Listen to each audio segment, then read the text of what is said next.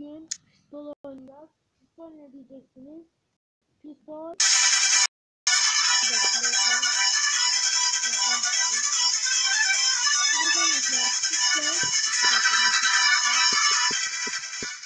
Arkadaşlar pistol silah kullanım şeyi. Silah kullanacağız bugün yani. Reklam bitti. İzlediğim diye sesini de açtım. Evet. Canlı tabanca kullanalım.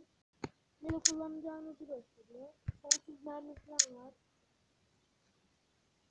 İlk önce buraya basıyor. Ondan sonra bunu çek diyor. Bas diyor.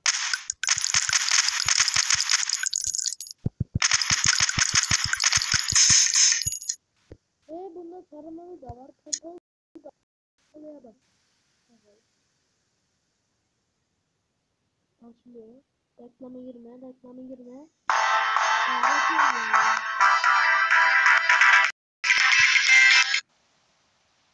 Benim tablet birazcık bozuyor. O yüzden özür dilerim arkadaşlar.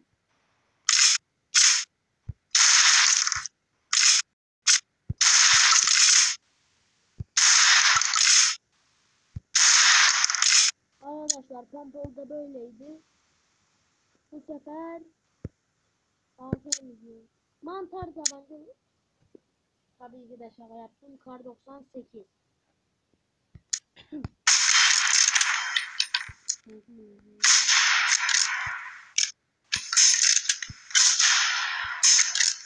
Kar 98 böyle arkadaşlar.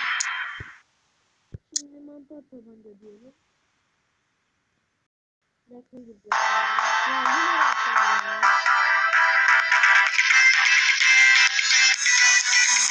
Girmek istemiyorum.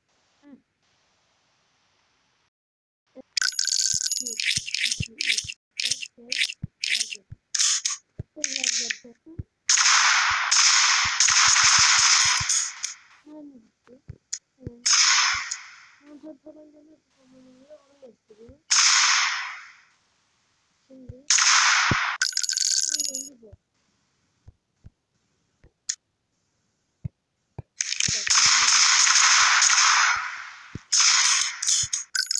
Aldım.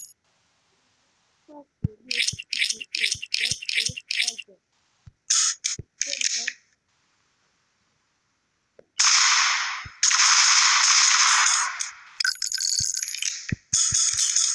Böyleydi. Bu sefer M24 kullanacağız.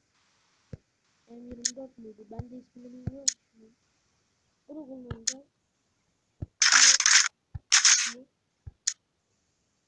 Ve sıktım.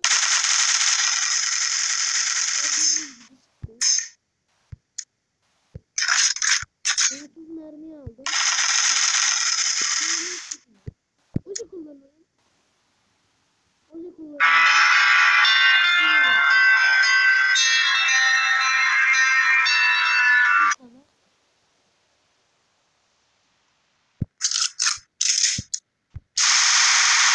Susturucuyu takalım.